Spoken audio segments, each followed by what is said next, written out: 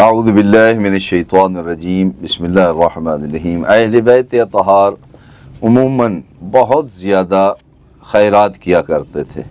جو بھی سائل آتا ہے معصومین علیہ الصلاۃ والسلام کے در پر، کوئی بھی سائل خالی نہیں جاتا تھا، جیسا کہ قرآن مجید کی آیت ہے وَتُؤْثِرُونَ عَلَىٰ أَنفُسِهِمْ وَلَوْ كَانَ بِهِمْ خَصَاصَةٌ۔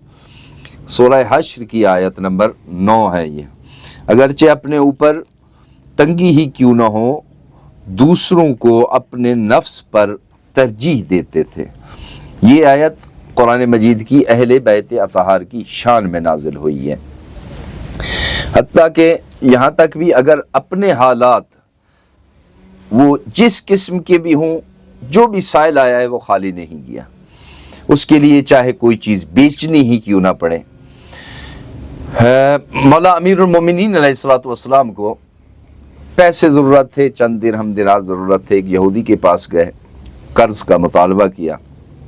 وہ کہتا ہے یا علی، کوئی چیز آپ کو میرے پاس رہن رکھنی پڑے گی۔ امیر المومنین علیہ السلام نے جناب سیدہ طاہرہ فاطمۃ الزہرا سلام اللہ علیہا کی چادر گھر سے لے آئے اور اس یہودی سے قرضہ لیا۔ اس یہودی نے وہ چادر لی اور اپنے گھر چلا گیا، ایک کمرے میں چادر کو رکھ دیا۔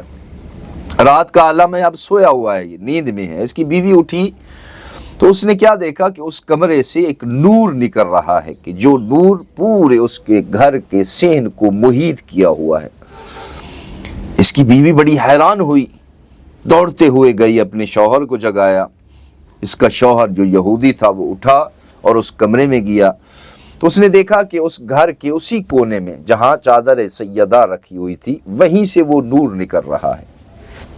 یہ بڑا حیران ہوا، باہر نکلا، اپنے رشتہ داروں کو اکٹھا کرنے کی غرض سے گیا اور اپنے دوست احباب رشتہ دار جتنے بھی تھے سب کو اکٹھا کر کے لے آیا۔ اور انہوں نے آ کر دیکھا کہ جناب سیدہ طاہرہ فاطمۃ الزہرا سلام اللہ علیہا کی چادر سے اس قدر نور نکل رہا ہے کہ جو آسمان کی طرف بلند ہو رہا ہے۔ 80 یہودی تھے، جناب سیدہ سلام اللہ علیہ کی چادر کے اس معجزے کو دیکھ کر وہ سارے کے سارے یہودی جو ہے انہوں نے کلمہ پڑھ لیا اور وہ تمام کے تمام مسلمان ہو گئے۔